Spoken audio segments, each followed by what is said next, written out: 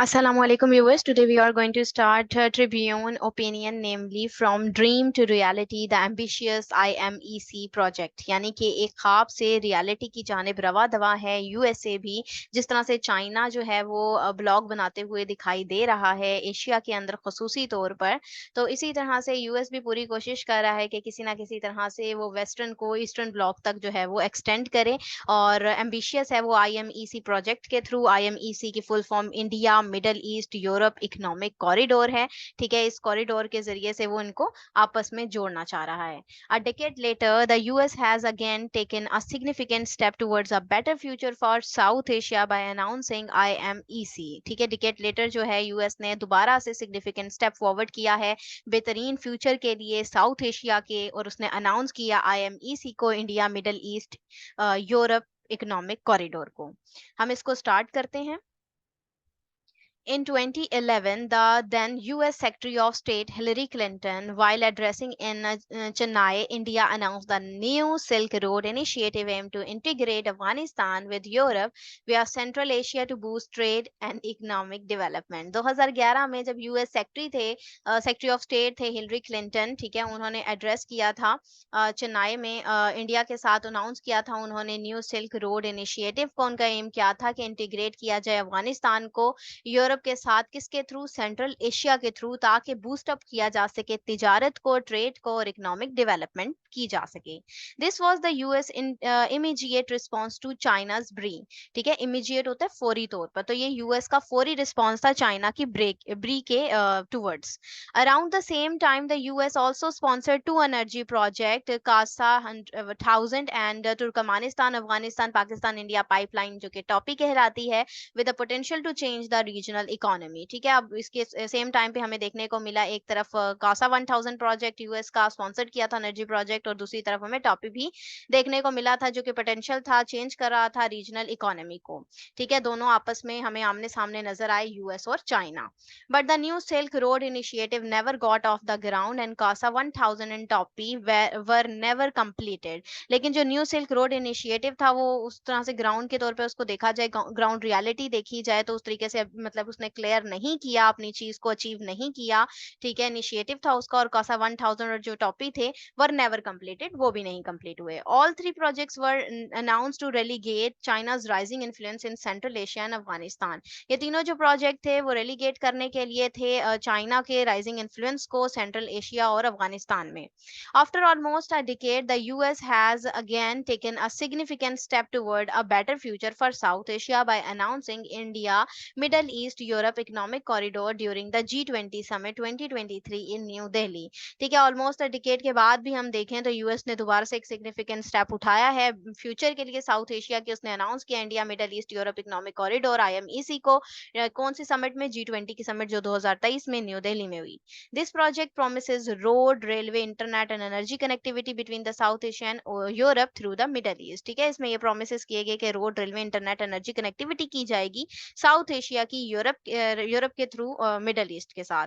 IMEC will go through the Arabian Sea from Mumbai to Jebel Ali Port, Dubai, and then through the Mediterranean Sea to connect Haifa in Israel with Piraeus Harbor in Greece. ठीक है, IMEC का यही है कि वो Arabian सी से मुंबई जबल Ali port Dubai की तरफ जाएगी, फिर वहां से मेडिटेरियन सी की तरफ, और उससे कनेक्ट करेगी हाइफा में, ठीक है, इसराइल में, जो कि उसके बाद वो हर्बर जो पायरस हर्बर है उसके साथ मिलेगी ग्रीस में।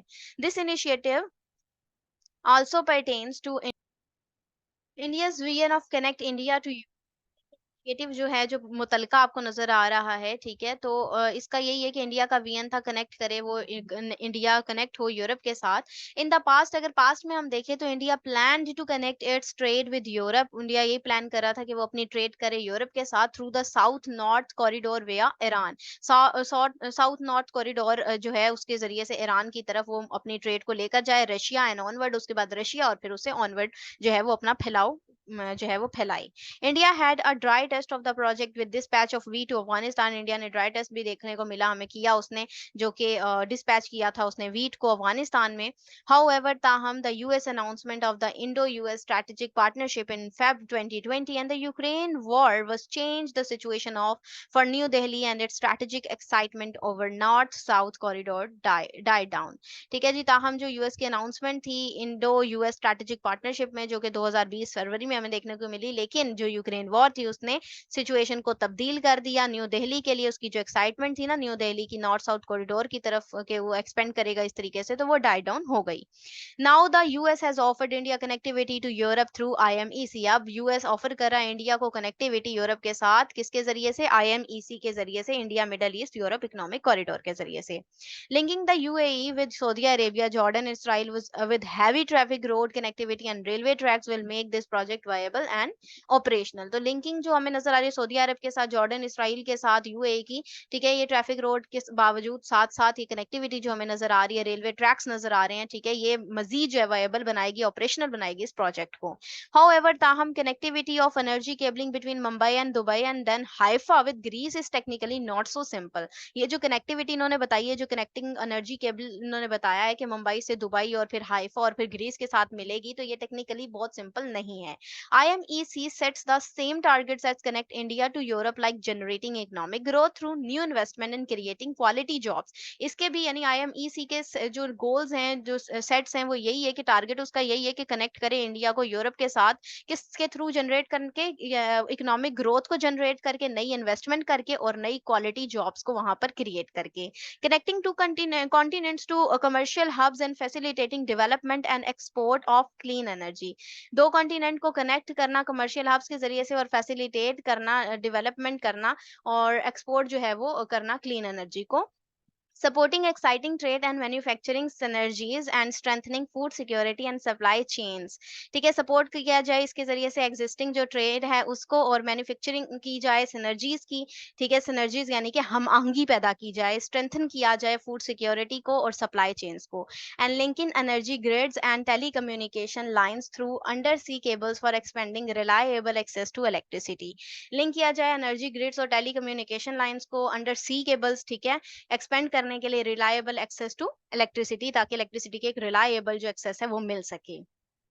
अनेबल किया जाए innovation of advanced clean energy technology and connect communities to secure and stable internet. और इनोवेट किया जाए यानी कि नई जो एडवांस क्लीन एनर्जी है ना, टेक्नोलॉजी लेकर आई जाए, कनेक्ट किया जाए कम्युनिटीज को, सिक्योर और स्टेबल इंटरनेट मिल सके। It is well known that global internet cable is already under sea. ये भी वेल नोन है कि जो ग्लोबल इंटरनेट केबल है वो ऑलरेडी अंडर सी है। And an energy cable connecting India to the UAE will be value addition. और जो एनर्जी केबल है जो कनेक्ट करता है इंडिया को यूएई के साथ, वो भी वैल्यू एडिशन है इसमें। India being in the centre of it looks forward to bridging global north with global south. India जो है वो सेंटर के तौर पर अगर हम उसे देखें तो लुक फॉरवर्ड है कि वो ब्रिज कर रहा है ग्लोबल नॉर्थ को ग्लोबल साउथ के साथ। The Indian media has gone on to articulate this ambition by addressing India as a leader of the global south. India का जो मीडिया है वो यही आर्टिकुलेट करता है, यही बोल रहा है, बयानिया अपना यही देता है इस बारे में, इस चीज से एड्रेस करते हुए कि India leader of the global south है। Let's fact check this deliberation. अब इसका फैक्ट चेक करें कि हम डेलिबरेशन के साथ। The BRI is a revamping project of centuries old trade routes, and India was historically a part of it, but when CPEC, a flagship project of BRI, was announced, India decided to not become its part। जो BRI है, revamp होता है इस्लाह करना, ठीक है, इस्लाह किया जा, मतलब कि ब्री की जो है ये इस्लाही एक प्रोजेक्ट है, ओल्ड सेंचुरी से आप देख सकते हैं चल रहा है, ट्रेड रूट है, तिजारती रास्ता है ये। इंडिया भी हिस्टोरिकली इसका पार्ट रहा है सीपैक का, लेकिन जब से सीपैक का एक फ्लैगशिप प्रोजेक्ट चला, ब्री की तरफ हमें देखने को मिला, अनाउंस्ड हुआ, तो इंडिया ने डिसाइड किया to not become its part, कि वो उसका पार्ट नहीं बनेगा। हाउएवर, ताहम the recent IMEC announcement sounds more like a political idea. तो रीसेंट जो आईएमईसी की अनाउंसमेंट है ना, वो पॉलिटिकल आइडिया लग रहा है rather than a tangible economic economic move, इसके बजाय कि वो टेंजिबल इकोनॉमिक मूव हो, वो ज्यादा पॉलिटिकल आइडिया, सियासी आइडिया लगता है, because its sole purpose gives a reactionary impression, क्योंकि इसका सोल पर्पस जो है वो यही है कि रिएक्शनरी इंप्रेशन दिया जाए। इट लुक्स ऑड, ये बहुत अजीब लगता है, that the US is initiating an economic project with no war attach to it, कि यूएस इनिशिएट कर रहा है इकोनॉमिक प्रोजेक्ट को, नो वॉर अटैच नहीं है उसके साथ कोई भी इस तरह की।